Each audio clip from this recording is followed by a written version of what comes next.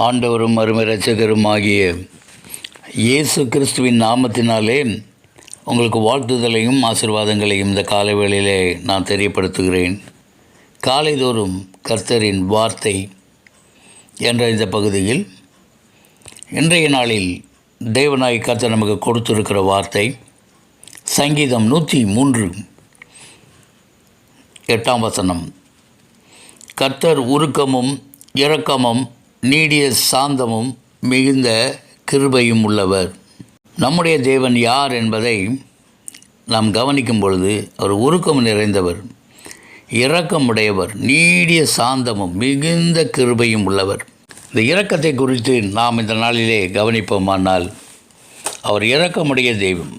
ஆதியாகமம் புத்தகம் 19 அதிகாரம் 16 கர்த்தர் லோத்தின் மேல் இரக்கம் வைத்தார் என்று நாம் அங்கே காண்கிறோம்.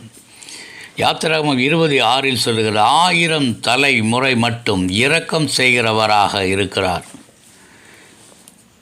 அது மாத்திரமல்ல, கர்த்தர் இரக்கமும் கிருபையும் நீடிய சாந்தமுடையவராக யாத்திராகமம் 34:6 நாம் பார்க்கிறோம். அவருடைய இரக்கங்கள் மகா பெரியது. கர்த்தர் இரக்கம் செய்யும் வரைக்கும் நாங்கள் அவரையே நோக்கி கொண்டிருப்போம் என்று சொல்லி சங்கீதம் 123:2 சொல்லியிருக்கிறதையும் நம்ம பார்க்க முடியும். அந்த இரக்கமுடைய தேவன் இந்த நாளிலே அந்த இயேசு கிறிஸ்துவை தன்னுடைய மகனை சொந்த குமாரன் என்றும் பாராமல் நமக்காக இந்த பூமியிலே அனுப்பினார். ஆண்டவராகிய இயேசு இந்த பூமியிலே வந்து மத்தேயு புத்தகம் 36 அவர் திரளான ஜனங்களை கண்டபோது அவர்கள் மேய்ப்பனில்லாத ஆடுகளைப் போல தோய்ந்து போனவர்களும் சிதறப்பட்டவர்களுமாய் இருந்தபடியால் அவர்கள் மேலே மனதுருகினார். எவ்வளோ அருமையான ஒரு தேவன், நம்மை காண்கிற தேவன். காண்கிறது மாத்திரமல்ல, நம்மை அவருக்கு பின்பாக நடந்த அந்த பெருங்கூட்டத்தை கண்டு மனதுருகிற தேவன். அதே மத்தேயு 14 வாசிக்கும்போது இயேசு வந்து திரளான ஜனங்களை கண்டு அவர்கள் மேலே மனதுருகி அவர்களில் வியாதிஸ்தவர்களாயிருந்தவர்களை சொஸ்தமாக்கினார். ஆண்டவராக இயேசு இந்த பூமியில் இருந்தபோது அவர் மார்க்கு 7 அதிகாரம் 32 கொன்னை வாயுடைய ஒரு செவிடனை அவரிடத்தில் கொண்டு வந்து அவர் தமது கைகளை அவன் மேலே வைக்கும்படி வேண்டிக் கொண்டார்கள்.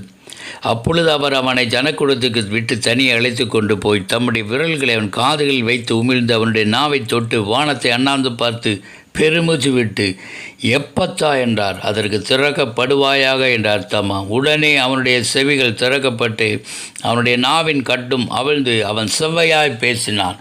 உதவியற்றவர்கள் மேலே அவர் ஆறுதலை செய்கிறவராக, இரக்கமுடையவராக, மனதுருக்கமுடையவராக தெய்வமாக இருந்தார்.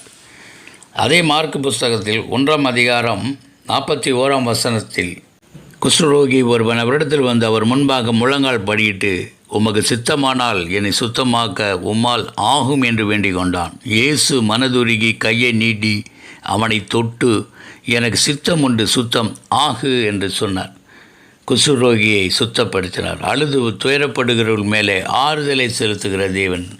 இந்த நாளிலே அந்த இரக்கங்களை நாம் பெற்றுக்கொள்ள என்ன செய்ய வேண்டும் என்று சொன்னால் நம்முடைய பாவங்களை விட்டு விட வேண்டும். நீதிமொழியில் 28:13 சொல்லுகிறது, பாவங்களை விட்டு தேவனிடத்தில் திரும்ப வேண்டும், தேவனிடத்தில் சேர வேண்டும், கர்த்தரிடத்தில் திரும்ப வேண்டும், கர்த்தருக்கு பயப்பட வேண்டும், கர்த்தருடைய சமூகத்திலே காத்திருக்க வேண்டும். அவருடைய கட்டளைகளின் கற்பனைகளையும் கை கொள்ளும் பொழுது தேவன் இரக்கமும் உருக்கமும் நீடிய சாந்தமும் பொறுமையும் உள்ள தேவன் நம்மை ஆசீர்வதிப்பாராக. அந்த வார்த்தைகளை கேட்டுக்கொண்டிருக்க உங்கள் மேலே மனதுருகிற கர்த்தராகிய இயேசு இன்னும் அதிகமாக உங்களை ஆசீர்வதிப்பாராக, பலப்படுத்துவாராக, வழிநடத்துவாராக. God bless you.